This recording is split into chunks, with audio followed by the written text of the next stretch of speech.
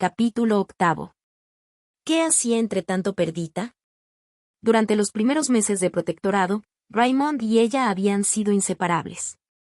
Él le pedía opinión sobre todos los proyectos y todos los planes debían ser aprobados por ella. Jamás vi a nadie más feliz que mi dulce hermana. Sus ojos expresivos eran 2 estrellas, y su amor, los destellos que emitían. La esperanza y la despreocupación se dibujaban en su frente despejada. A veces incluso se le saltaban lágrimas de alegría al ensalzar la gloria de su Señor.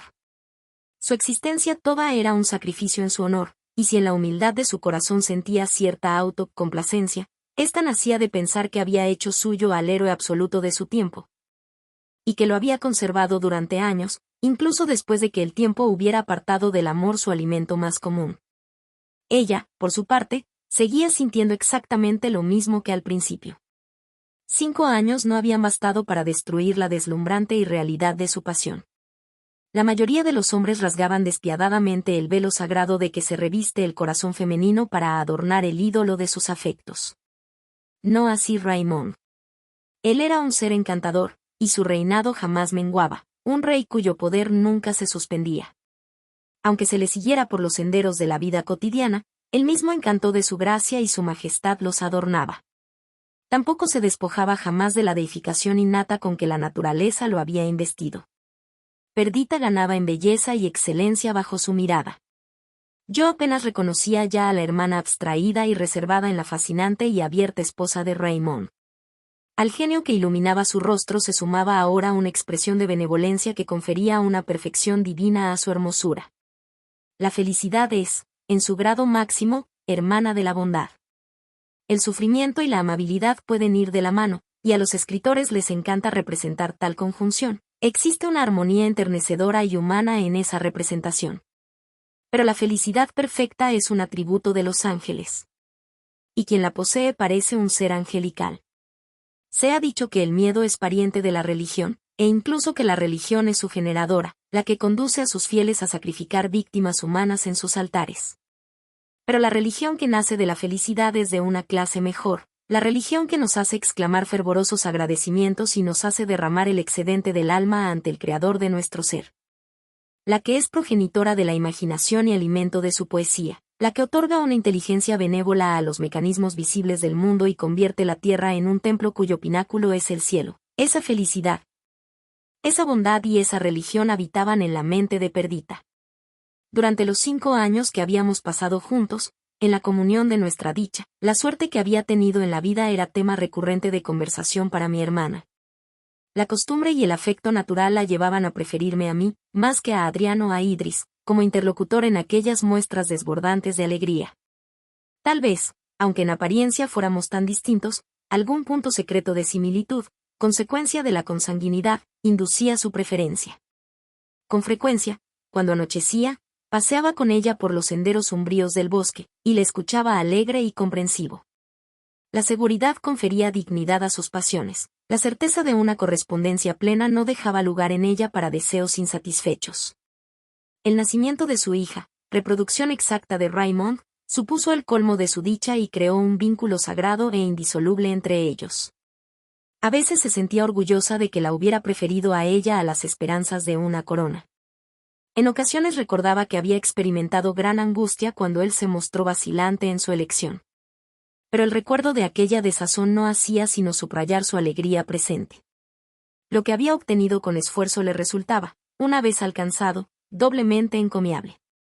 Lo observaba desde lejos con el mismo arrobamiento, no, con un arrobamiento mucho más intenso, que podría sentir alguien que, vencidos los peligros de una tempestad, se viera frente al puerto deseado. Avanzaba a toda prisa hacia él para sentir con más certidumbre, entre sus brazos, la realidad de su dicha. La calidez del afecto de Raymond, sumada a lo profundo de la comprensión de Perdita y a la brillantez de su imaginación la convertían, más allá de las palabras, en un ser adorado por su esposo. Si alguna insatisfacción la visitaba alguna vez, esta nacía de la idea de que él pudiera no ser feliz del todo. No en vano la característica de su juventud había sido el deseo de fama y la ambición presuntuosa. Aquella la había adquirido en Grecia, y ésta la había sacrificado en aras del amor. Su intelecto hallaba suficiente campo para ejercitarse en su círculo doméstico, cuyos miembros, todos ellos adornados por el refinamiento y la literatura, también se distinguían, o al menos muchos de ellos, por su genio. Con todo, la vida activa era el abono para sus virtudes, y en ocasiones sufría el tedio de la monotonía con que se sucedían los hechos en nuestro retiro. El orgullo le impedía quejarse, y la gratitud y el afecto que sentía por Perdita solían actuar como adormidera contra todos sus deseos salvo el de ser digno de su amor. Todos nos percatábamos de que le asaltaban aquellos sentimientos, y nadie los lamentaba más que Perdita. Su vida, que consagraba a él, era un sacrificio menor comparado con la decisión que él había tomado, pero aquello no era suficiente. ¿Acaso necesitaba él alguna gratificación que ella no podía darle? Esa era la única nube en el cielo azul de su felicidad. Su acceso al poder estuvo lleno de dolor para ambos, aunque él, al menos, satisfacía así sus deseos, cumplía con aquello para lo que la naturaleza parecía haberlo moldeado. Su actividad se veía colmada por completo, sin que se produjeran cansancio ni saciedad. Su gusto y su genio hallaban expresión plena en todos y cada uno de los modos que los seres humanos han inventado para captar y manifestar el espíritu de la belleza. La bondad de su corazón nunca se cansaba de procurar el bienestar de su prójimo. Su alma generosa y sus aspiraciones de conseguir el respeto y el amor de la humanidad daban al fin sus frutos. Cierto, su exaltación era temporal. Tal vez fuera mejor así.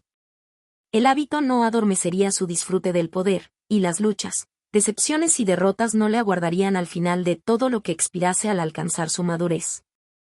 Estaba decidido a extraer y condensar toda la gloria, todo el poder, todos los logros que pudieran conseguirse en un reinado largo, y ejecutarlos en los 3 años que durara su protectorado.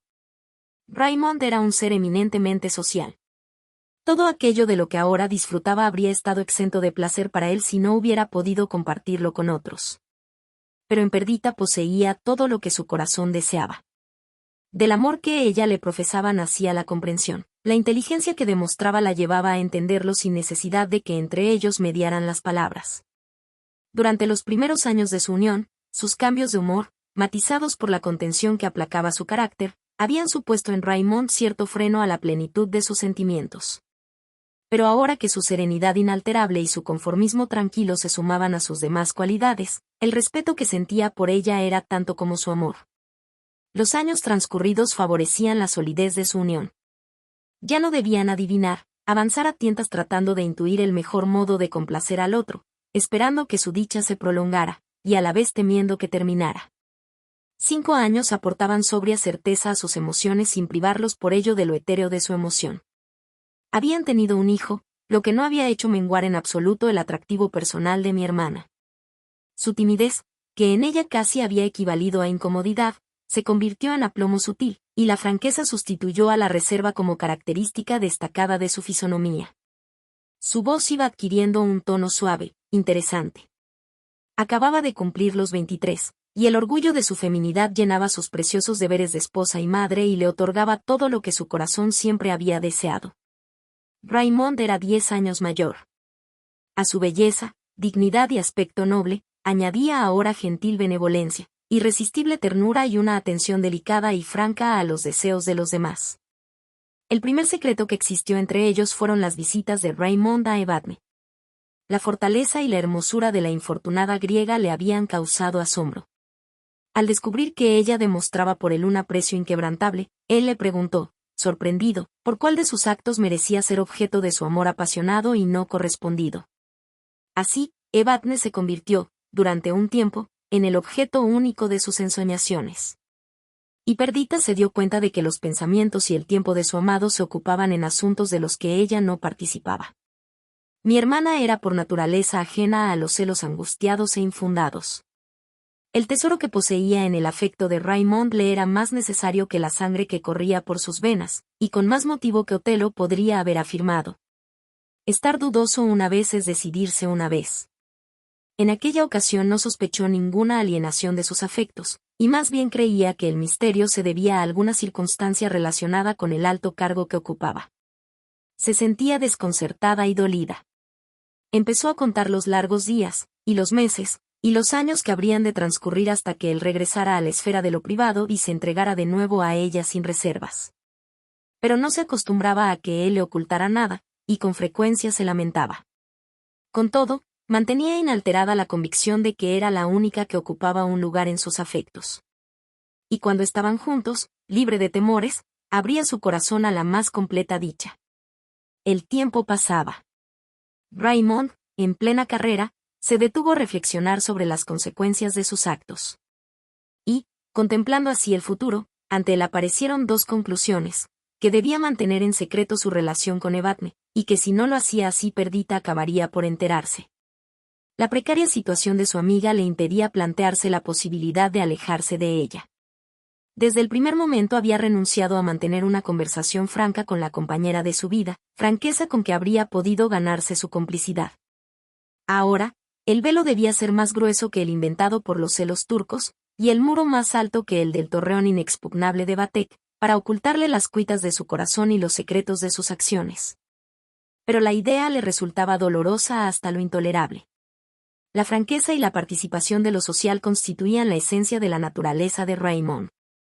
Sin ellas, sus cualidades desaparecían y, sin sus cualidades, la gloria que prodigaba en su relación con Perdita se esfumaría. Y su decisión de renunciar a un trono por su amor se convertiría en algo tan débil y vacío como los colores del arco iris, que desaparecen cuando se oculta el sol. Sin embargo, no había remedio. Ni el genio, ni la devoción ni el coraje, que eran los adornos de su mente, ejercidos al unísono y con el mayor de sus esfuerzos, bastarían para hacer retroceder un ápice las ruedas del carro del tiempo. Lo que había sido estaba escrito con la pluma diamantina de la realidad en el volumen eterno del pasado. Y no había agonía ni lágrimas suficientes para borrar una sola coma del acto consumado. Pero ese era el mejor aspecto de la cuestión. ¿Qué sucedería si las circunstancias llevaran a Perdita a sospechar, y a zanjar la sospecha? Todas las fibras de su cuerpo cedieron y un sudor frío le cubrió la frente al pensarlo. Muchos hombres se burlarían de ese temor. Pero él leía el futuro, y la paz de Perdita le importaba demasiado, aunque la agonía muda resultara demasiado cierta, demasiado temible como para no alterarlo. No tardó en decidirse: si sucedía lo peor, si ella descubría la verdad, no soportaría sus reproches ni sería testigo de su expresión de dolor. La abandonaría, dejaría atrás Inglaterra, a sus amigos, los escenarios de su juventud, las esperanzas del porvenir, e iría en busca de otro país, y en otros escenarios empezaría a vivir de nuevo. Cuando lo hubo decidido, se sintió más sosegado. Pensaba conducir con prudencia los corceles del destino por la senda tortuosa que había escogido, y pondría todo su empeño en ocultar lo que no era capaz de alterar. La confianza absoluta que seguía existiendo entre Perdita y él hacía que lo compartieran todo. Uno abría las cartas de la otra pues, incluso entonces, sus corazones no se ocultaban mutuamente ni sus pliegues más recónditos. Así, un día llegó una carta inesperada y Perdita la abrió. De haber contenido la confirmación, ella habría quedado aniquilada. Pero la misiva no era tan explícita y ella, temblorosa, fría y pálida, fue en busca de Raymond, que se encontraba solo, estudiando unas peticiones presentadas últimamente al gobierno. Entró sin hacer ruido, se sentó en un sofá, frente a él. Y lo observó con tal expresión de desesperación que los gritos más estridentes y los lamentos más descarnados habrían sido desvaídas demostraciones de dolor comparadas con la encarnación viva de este que mostraba ella. En un primer momento, él no levantó la vista de los documentos. Pero cuando lo hizo, le asustó la zozobra dibujada en sus mejillas y, olvidando por un instante sus propios actos y temores, le preguntó, consternado: ¿Y qué ocurre, querida? ¿Qué te sucede? Nada, o respondió ella al momento. Aunque en realidad sí, pronunciaba sus palabras cada vez más atropelladamente. Tienes secretos, Raymond. ¿Dónde has estado últimamente? ¿A quién has visto? ¿Qué me ocultas? ¿Por qué ya no gozo de tu confianza? Pero no es esto lo que... No pretendo acorralarte con preguntas. Una me basta. ¿Tan mala soy? Con mano temblorosa le alargó la carta y volvió a sentarse, pálida e inmóvil, observándolo mientras se la leía. Raymond reconoció al instante la letra de Evadne y se ruborizó. A gran velocidad imaginó el contenido de la carta. Ahora todo pendía de un hilo. La falsedad y el artificio eran minucias comparadas con su inminente ruina. Debía disipar de un plumazo las sospechas de Perdita o abandonarla para siempre. Querida niña, dijo, soy culpable, pero debes perdonarme. No debí iniciar este engaño, pero lo hice para ahorrarte sufrimientos, y cada día se me hacía más difícil alterar mi plan. Además, la infortunada autora de estas pocas líneas me inspiraba discreción. Perdita ahogó un grito. «Continúa», exclamó. «Continúa». Y eso es todo, esta carta lo dice todo. Me encuentro en la más difícil de las circunstancias. He obrado lo mejor que he sabido, y aún así tal vez he obrado mal. Mi amor por ti se mantiene inviolado.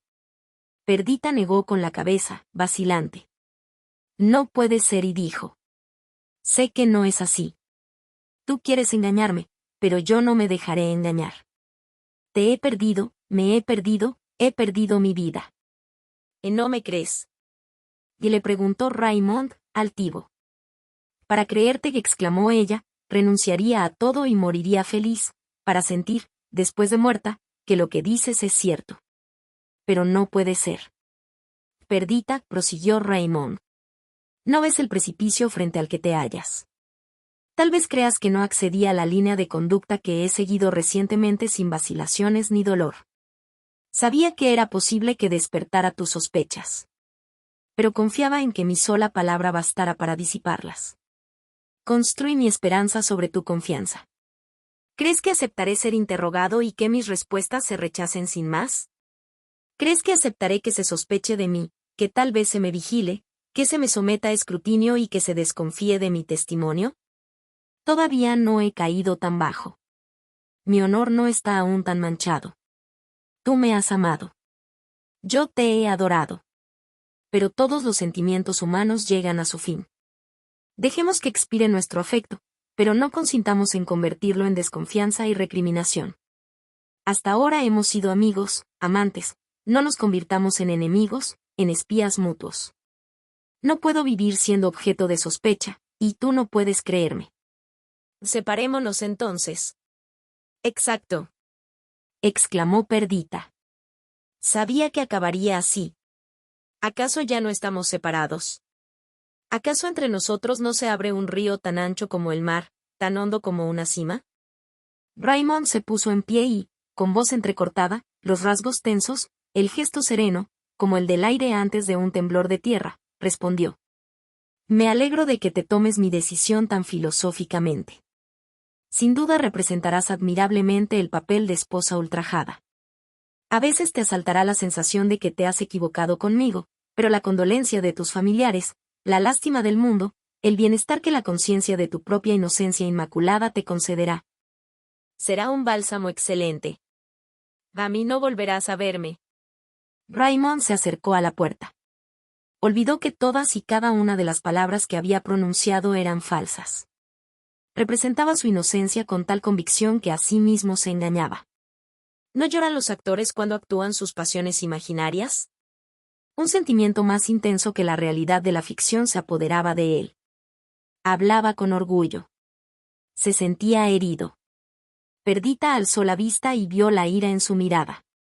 Raymond apoyaba la mano en el tirador de la puerta. Se puso en pie y se arrojó a su cuello sollozando, gimoteando. Él le tomó la mano, la condujo hasta el sofá y se sentó a su lado. Ella le apoyó la cabeza en el hombro, temblorosa, mientras ráfagas abrasadoras y heladas recorrían alternativamente su ser. Observando su emoción, Raymond le habló con tono pausado.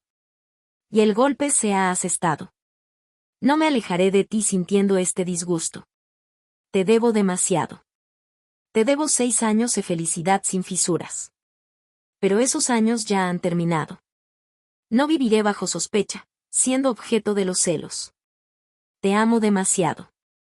En nuestra separación eterna solo podemos esperar dignidad y rectitud de acción. Por tanto, no nos degradarán nuestros verdaderos personajes. La fe y la devoción han sido hasta hoy la esencia de nuestra relación. Perdidas ambas, no nos aferremos al caparazón estéril de la vida, al grano sin semilla. Tú tienes a la niña, a tu hermano, a Idris, a Adrián. Y tú, exclamó Perdita a la autora de esta carta. Un rayo de indignación incontrolable recorrió la mirada de Raymond. Sabía que, al menos esa acusación, era falsa. Alimenta esa creencia y dijo, mésela en tu corazón, conviértela en almohada donde repose tu cabeza, en opio para tus ojos. Yo me conformo. Pero, por el Dios que me creó, el infierno no es más falso que las palabras que acabas de pronunciar. A Perdita le impresionó la seriedad impávida de sus afirmaciones. Y no me niego a creerte, Raymond respondió, sincera, al contrario. Prometo demostrar una fe implícita en tu mera palabra. Asegúrame solo que no has violado nunca tu amor y tu fe por mí. Y la sospecha, la duda y los celos se disiparán al momento. Seguiremos como siempre, un solo corazón, una sola esperanza, una sola vida. Ya te he asegurado mi fidelidad, dijo Raymond con frialdad desdeñosa. Una triple afirmación no vale de nada cuando se desprecia a alguien. No diré más, pues nada puedo añadir a lo que ya he dicho, y que tú despectivamente has puesto en duda. Esta disputa es indigna de los dos, y confieso estar cansado de tener que responder a unos cargos que son a la vez infundados y crueles. Perdita trató de leer en su rostro, que él apartó, airado. Había tanta verdad y naturalidad en su resentimiento que sus dudas se disiparon. El gesto de ella, que durante años no había expresado más que emociones ligadas al afecto, volvió a mostrarse radiante y satisfecho. Con todo, no le resultó nada fácil ablandar y apaciguar a Raymond. En un primer momento él se negó a quedarse para escucharla. Pero no hubo modo de disuadirla. Segura de su amor inalterado, estaba dispuesta a entregarse a cualquier esfuerzo, a usar cualquier artimaña, para apartarlo de su enfado. Finalmente él accedió a escucharla y se sentó en silencio, altivo. Primero ella le aseguró que sentía una confianza ilimitada en él. Eso debía saberlo bien, pues de no ser así no pretendería retenerlo. Enumeró entonces sus años de felicidad. Recreó para él escenas pasadas de intimidad y dicha.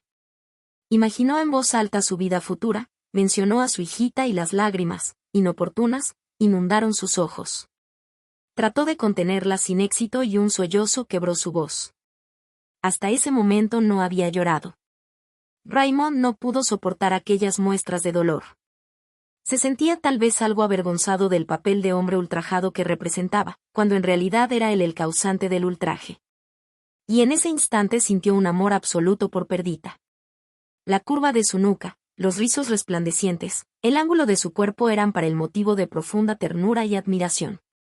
Mientras hablaba, su voz melodiosa se apoderaba de su alma, y no tardó en compadecerse de ella, en consolarla y acariciarla, tratando de convencerse a sí mismo de que jamás la había engañado.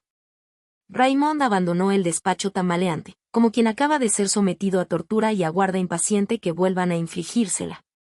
Había pecado contra su propio honor afirmando, jurando algo que era, sencillamente, falso. Cierto que había engañado a una mujer, lo que tal vez pudiera considerarse menos vil, para otros, no para él. Pues, ¿a quién había engañado? A Perdita, la mujer que confiaba en él, que lo adoraba, que con su fe generosa lo hería doblemente cada vez que recordaba la exhibición de inocencia que había desplegado ante él. La mente de Raymond no era tan dura, ni las circunstancias de la vida lo habían tratado con tanta crudeza como para volverlo inmune a tales consideraciones. Al contrario, sentía los nervios destrozados, y el espíritu en llamas que menguaban y se disipaban al contagiarse de los vaivenes de un ambiente viciado. Pero ahora ese contagio se había incorporado a su esencia y el cambio resultaba más doloroso. La verdad y la falsedad, el amor y el odio, habían perdido sus fronteras eternas, el cielo se aprestaba a mezclarse con el infierno. Y mientras, su mente sensible, en medio del campo de batalla, sintió el aguijonazo de la locura. Se despreciaba profundamente a sí mismo, estaba enfadado con Perdita, y la idea de Evadne se acompañaba de todo lo que resultaba odioso y cruel. Sus pasiones, que siempre lo habían dominado, hacían acopio de nuevas fuerzas desde el largo sueño en que el amor las había acunado, y el peso inminente del destino lo abatía, se sentía lanceado, torturado, en extremo impaciente por la irrupción de la peor de las desgracias, el remordimiento. Ese estado de congoja le llevó, gradualmente, a una animosidad taciturna primero, y luego al desánimo.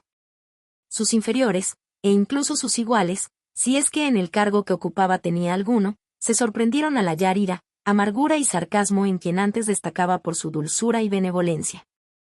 Se ocupaba de los asuntos públicos con desagrado y se refugiaba en cuanto podía en una soledad que era a la vez su desgracia y su alivio. Montaba un caballo brioso, el mismo que le había llevado a la victoria en Grecia. Se fatigaba practicando ejercicios extenuantes, procurando olvidar los zarpazos de una mente angustiada mediante la entrega a sensaciones animales. Fue recuperándose lentamente y, al fin, como si de vencer los efectos de un veneno se tratara, alzó la cabeza por sobre los vapores de la fiebre y la pasión y alcanzó la atmósfera serena de la reflexión sosegada. Meditó sobre qué era lo mejor que podía hacer. En primer lugar le sorprendió constatar el tiempo que había transcurrido desde que la locura, más que cualquier impulso razonable, se había erigido en árbitro de sus acciones. Había pasado un mes, y durante todo ese tiempo no había visto a Evadne. La fortaleza de la joven griega, vinculada a algunas de las emociones duraderas del corazón de Raymond, había decaído en gran medida. Él ya no era su esclavo, ya no era su amante. Ya no volvería a verla más y, por lo absoluto de su enmienda, merecía recuperar la confianza de Perdita. Y sin embargo, a pesar de su determinación, en su fantasía imaginaba la miserable morada de la griega. Una morada que, movida por sus nobles y elevados principios, se negaba a cambiar por otra más lujosa. Pensaba en la gracia que irradiaba su aspecto la primera vez que la vio, fantaseaba con su vida en Constantinopla, rodeaba de magnificencia oriental en toda circunstancia, pensaba en su penuria presente. En sus trabajos cotidianos, en su penoso estado, en sus mejillas pálidas y hundidas por el hambre. La compasión le henchía el pecho. Volvería a verla una vez más, una sola. Idearía un plan para restituirla a la sociedad y lograr que volviera a disfrutar de todo lo que era propio de su rango. Y una vez lo hubiera hecho, de manera inevitable, se produciría la separación. También pensó en que, durante ese mes, había evitado a Perdita, apartándose de ella como de los aguijones de su propia conciencia. Pero ahora había despertado y debía poner remedio a aquella situación. Con su devoción futura borraría aquella mancha única en la serenidad de su vida. Al pensar en ello se sintió más animado, y con seriedad y resolución fue trazando la línea de conducta que habría de adoptar. Recordó que había prometido a Perdita asistir esa misma noche, 19 de octubre, aniversario de su elección como protector, a la fiesta que se organizaba en su honor. Una fiesta que había de ser un buen augurio de los años de felicidad futura. Pero antes se ocuparía de Evadne. No se quedaría con ella, pero le debía una explicación, una compensación por su larga e inesperada ausencia. Y después regresaría a Perdita, al mundo olvidado, a los deberes de la sociedad, al esplendor del rango, al disfrute del poder. Tras la escena descrita en las páginas precedentes, Perdita había asistido a un cambio radical en las maneras y la conducta de su esposo. Ella esperaba volver a la libertad de comunicación y al afecto en su relación, un afecto que había constituido la delicia de su vida. Pero Raymond no se había unido a ella en sus advocaciones. Se ocupaba de sus asuntos cotidianos lejos de ella, se ausentaba de casa y ella no sabía a dónde iba. El dolor infligido por aquella decepción era intenso y le daba tormento. Ella lo veía como un sueño engañoso y trataba de apartarlo de su conciencia. Pero como la camisa de Neso, se aferraba a su carne y ávidamente consumía su principio vital. Poseía aquello, aunque tal afirmación pueda parecer una paradoja, que pertenece solo a unos pocos, la capacidad de ser feliz. Su delicada estructura y su imaginación creativa la hacían especialmente susceptible de sentir emociones placenteras. La calidez desbordante de su corazón, que convertía el amor en una planta de raíces profundas y majestuoso crecimiento, había dispuesto su alma toda para la recepción de la felicidad. Y entonces había encontrado en Raymond todo lo que podía adornar el amor y satisfacer su imaginación. Pero si el sentimiento sobre el que se apoyaba el tejido de su existencia se volvía algo manido por culpa de la participación, de la interminable sucesión de atenciones y acciones benéficas depositadas en otros, el universo de amor de Raymond arrancado de ella, entonces la felicidad se ausentaba de ella y se convertía en su contrario. Las mismas peculiaridades de su carácter convertían sus penas en agonías, su imaginación las magnificaba, su sensibilidad la dejaba siempre expuesta a la misma impresión renovada. El amor envenenaba el aguijón que se clavaba en el corazón. No había sumisión, paciencia ni entrega en su dolor. Ella lo combatía, luchaba contra él, y con su resistencia volvía más duros los zarpazos.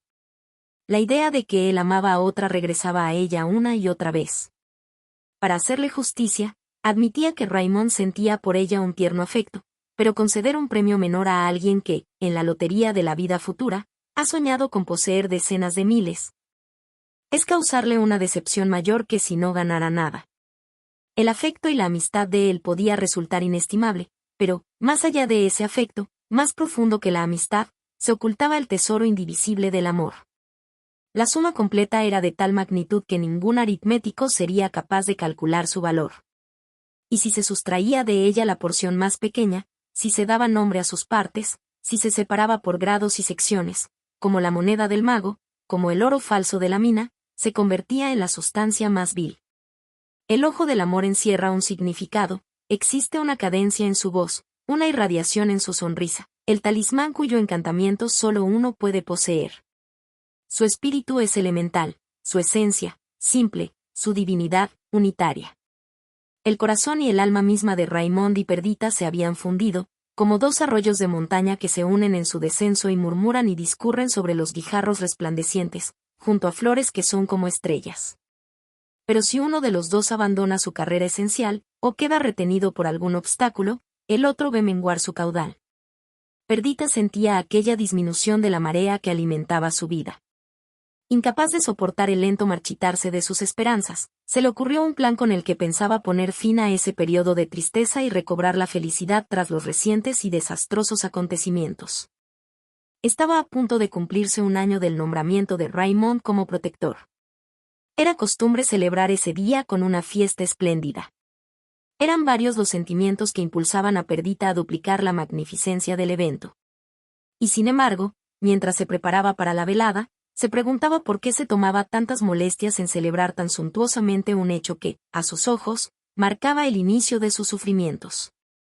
La desgracia se cernió sobre aquel día, pensó, la desgracia, las lágrimas y los lamentos cayeron sobre la hora en que Raymond albergó más esperanzas que la esperanza del amor, más deseos que el deseo de mi devoción.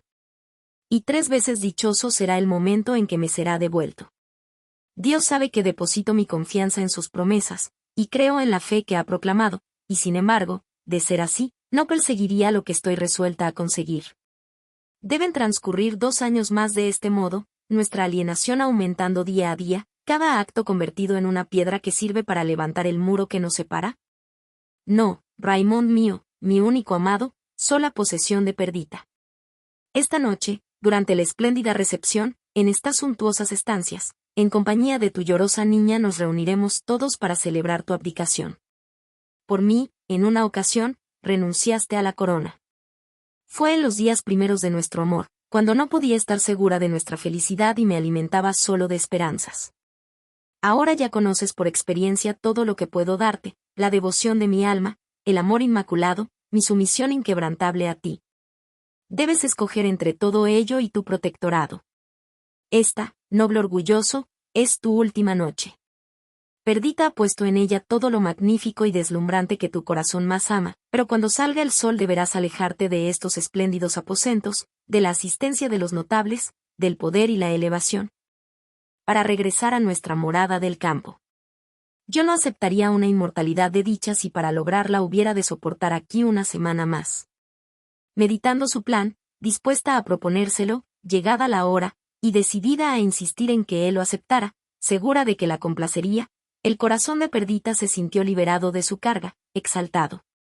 El color volvió a sus mejillas con la emoción de la espera. Sus ojos brillaban con la promesa del triunfo en la batalla.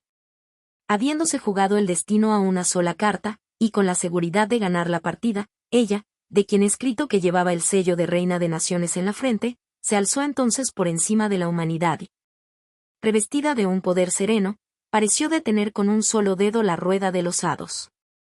Nunca como en ese instante fue tan encantadora, tan divina. Nosotros, los pastores arcadios del relato, habíamos manifestado nuestra intención de asistir a la fiesta, pero Perdita nos escribió para pedirnos que no lo hiciéramos y que nos ausentáramos de Windsor, pues ella, que no nos reveló sus planes, pensaba regresar a nuestro querido refugio a la mañana siguiente, para retomar el curso de una vida en la que había hallado la felicidad completa. Más tarde, aquella noche entró en los aposentos dispuestos para la celebración. Raymond había abandonado el palacio la noche anterior con la promesa de acudir a la velada, pero todavía no había regresado.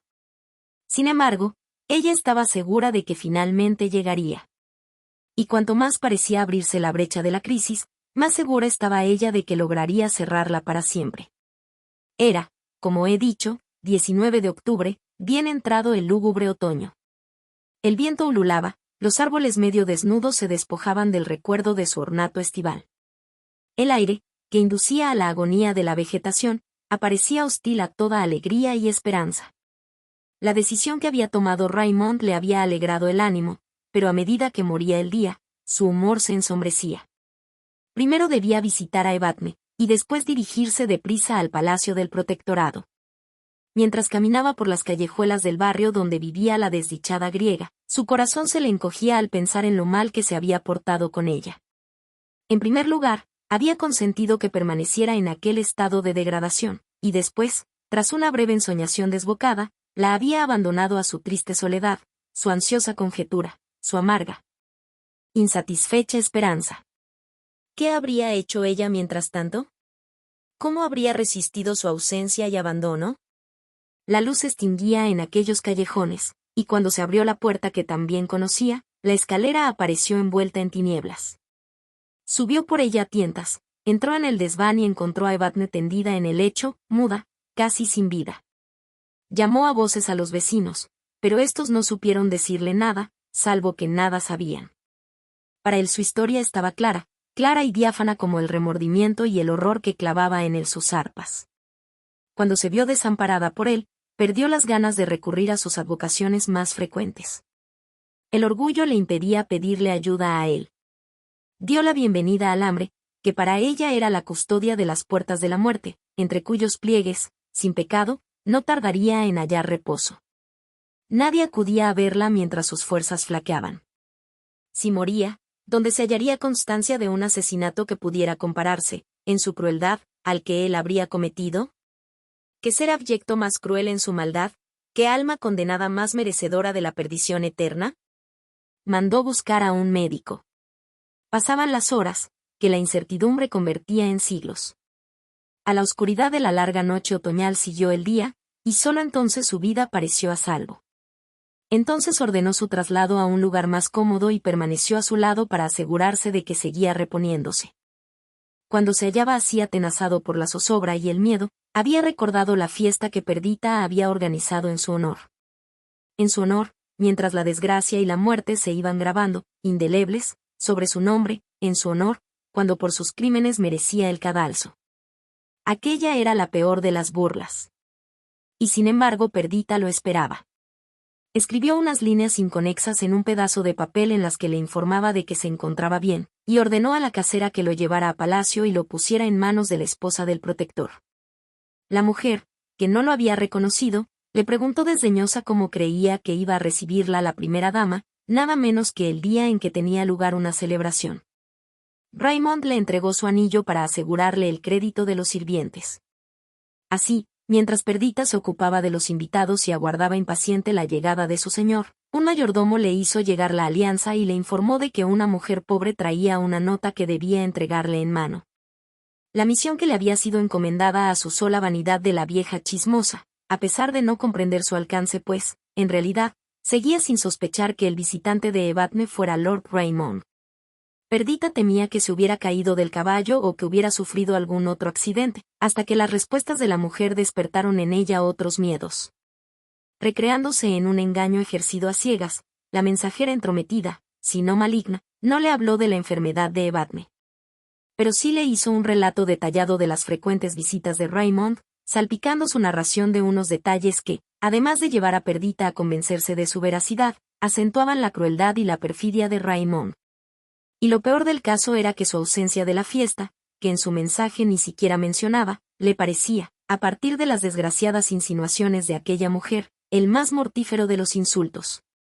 Observó de nuevo el anillo, con un pequeño rubí engarzado cuya forma se asemejaba a un corazón, y que ella misma le había regalado.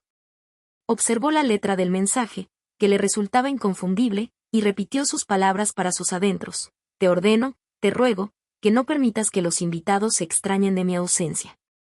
Mientras, La vieja arpía seguía hablando y le llenaba la cabeza de una mezcla rara de verdades y mentiras. Finalmente Perdita le pidió que se retirara. La pobre muchacha regresó a la reunión, donde su ausencia no había sido advertida. Buscó refugio en un rincón algo apartado, y apoyándose en una columna decorativa trató de recobrar la compostura. Se sentía paralizada. Posó la vista en las flores de un jarrón tallado. Ella misma las había dispuesto allí por la mañana, flores preciosas y exóticas.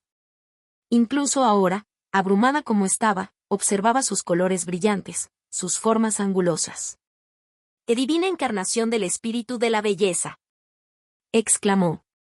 No os marchitéis ni os lamentéis. Que la desesperanza que oprime mi corazón no se os contagie.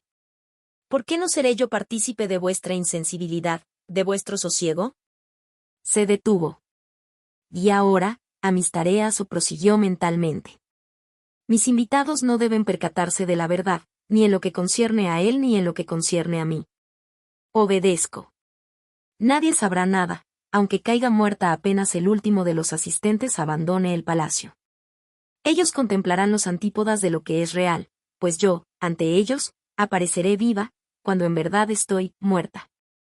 Tuvo que hacer acopio de toda su presencia de ánimo para reprimir las lágrimas que aquella idea le provocaba. Lo logró tras mucho esfuerzo, y se volvió para reunirse con los demás. Todo su empeño se concentraba ahora en camuflar su conflicto interior. Debía representar el papel de la anfitriona atenta, de partir con todos los presentes, brillar como llama de alegría y gracia. Debía hacerlo aunque en su profunda aflicción ansiaba verse sola, y habría cambiado gustosamente los salones atestados por los recodos más umbríos de algún bosque, por un lúgubre monte engullido por las tinieblas. A pesar de ello, se mostraba alegre. No podía mantenerse en el término medio ni aparecer, como era su costumbre, como una joven plácida y conformada. Todo el mundo comentaba lo exaltado de su ánimo, y como toda acción de los más encumbrados por el rango se ve con buenos ojos, sus invitados elogiaban su felicidad aparente. Aunque su risa sonara forzada y sus comentarios ingeniosos resultaran algo bruscos, cosas ambas que habrían bastado a un observador atento para desvelar su secreto. Ella mantenía la farsa, sintiendo que si se detenía un instante, las aguas represadas de su tristeza le inundarían el alma, que sus esperanzas rotas se elevarían en lamentos feroces, y que todos los que ahora ensalzaban su dicha se alejarían, temerosos, en presencia de las convulsiones de su desesperación. Solo le proporcionaba consuelo, mientras contravenía con tal violencia su estado natural, la observación de un reloj iluminado, que le servía para contar el tiempo que había de transcurrir hasta que volviera a estar sola. Finalmente los salones empezaron a vaciarse. Burlándose de sus propios deseos, regañaba a los invitados que se ausentaban temprano. Uno a uno, todos acabaron por marcharse, y llegó el momento de estrechar la mano del último. ¡Qué mano más húmeda y más fría! Y le dijo su amigo. Está demasiado fatigada. Acuéstese pronto. Perdita esbozó una sonrisa vaga. El último invitado se marchó.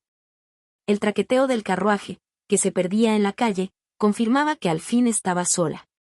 Entonces, como si algún enemigo quisiera darle alcance, como si tuviera alas en los pies, corrió hasta sus aposentos, ordenó a los criados que se retiraran, cerró las puertas y se tendió en el suelo. Mordiéndose los labios para sofocar los gritos, permaneció largo rato presa del buitre de la desesperación, esforzándose por no pensar, pero un remolino de ideas hacía nido en su corazón. Unas ideas, horrendas como furias, crueles como víboras, que pasaban por él tan vertiginosamente que parecían empujarse y herirse unas a otras, transportándola a ella a la locura. Transcurrido largo rato se puso en pie, ya más entera, no menos triste. Se acercó a un gran espejo y observó su imagen en él reflejada. El vestido etéreo y elegante, las piedras preciosas que adornaban sus cabellos, rodeaban sus brazos y su cuello, sus pequeños pies, revestidos de satén, el tocado, brillante e intrincado. Todo aparecía ante su semblante descompuesto y desgraciado como el hermoso marco que abrazara la pintura de una tempestad. Soy un jarrón, pensó, un jarrón rebosante de la esencia más amarga del desconsuelo. Adiós, adiós, Perdita, pobre niña. Ya nunca volverás a verte así. El lujo y las riquezas ya no son tuyos. En el exceso de su pobreza envidiarás al mendigo sin techo. Yo, más que él, carezco de hogar. Habito un desierto baldío que, ancho e infinito, no da ni flor ni fruto. En su centro se alza una roca solitaria a la que tú, perdita, estás encadenada, y ves su extensión temible perderse en la lejanía. Abrió de par en par la ventana que daba al jardín del palacio. La luz libraba un combate con la oscuridad, y unas franjas de oro y rosa pálido teñían el cielo por el este. Solo una estrella titilaba en las profundidades de la atmósfera apenas encendida. El aire de la mañana sopló, fresco, sobre las hojas cubiertas de rocío y penetró en la estancia caldeada. Y todo sigue su curso, pensó Perdita. Todo avanza, se marchita y muere. Cuando el mediodía termina y el día, fatigado, conduce sus bueyes hasta los establos de poniente, los fuegos del cielo se alzan por oriente y siguen su sendero acostumbrado, ascendiendo y descendiendo por las colinas celestes. Cuando completan su ciclo, la esfera empieza a proyectar por el oeste una sombra incierta, los párpados del día se abren y las aves y las flores, la vegetación desconcertada, la brisa fresca, despiertan. El sol aparece al fin, y en majestuosa procesión asciende hasta el Capitolio del cielo. Todo sigue su curso, cambia y muere, excepto la tristeza que siento en mi corazón doliente. Ah, todo avanza y cambia. ¿Puede sorprender entonces que el amor se dirija hacia su ocaso y que el Señor de mi vida haya variado? Decimos que son fijas las estrellas del firmamento, y sin embargo vagan por llanuras lejanas, y si volviera a mirar donde miraba hace una hora, hallaría alterado el eterno rostro celestial. La luna voluble y los planetas inconstantes modifican todas las noches su errática danza. El propio sol, soberano de las alturas, abandona a diario su trono y deja sus dominios a la noche y el invierno. La naturaleza envejece y tiembla sobre sus miembros gastados. La creación se arruina. Puede sorprender, entonces, que el eclipse y la muerte hayan traído destrucción a la luz de tu vida, oh, Perdita.